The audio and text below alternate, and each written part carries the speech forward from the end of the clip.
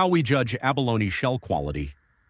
Before any cleaning, grading, or further processing, every abalone shell begins with raw material inspection. In this video, we will show some of the common reasons why a shell may not meet our raw material standards. First, we reject shells with corrosion damage or holes on the outer surface. While the inner nacre may still appear attractive, corrosion can weaken the shell structure and affect its overall quality. For this reason, shells showing this type of damage do not meet our raw material standards. Next, we remove shells with excessive oyster attachments or heavy marine growth on the outer surface.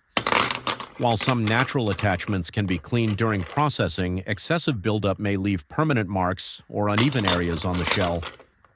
To maintain more consistent raw material quality, shells with heavy attachments are not selected for further processing. We also remove raw abalone shells with broken or incomplete edges, as a consistent and well-graded appearance is essential for our selection standards.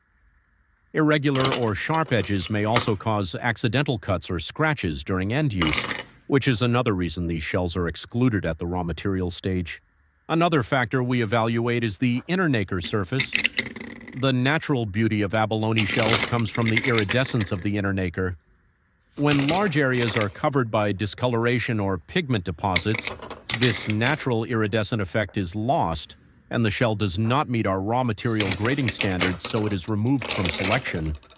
Finally, any shell with visible cracks is rejected, even if the rest of the shell appears intact. These abalone shells are placed into the no category. Now let's look at shells that meet our standards. A qualified raw abalone shell should have a complete and well-formed shape with no corrosion damage on the surface. The inner nacre must display its natural iridescent beauty without large areas of discoloration or pigment deposits.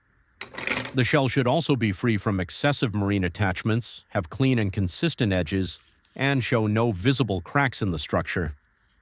Only shells that meet all of these requirements are selected as our approved raw materials. Each shell is individually inspected before moving to the next stage of processing. By applying consistent raw material grading standards, we help ensure stable and reliable quality throughout the supply chain. Thank you for watching.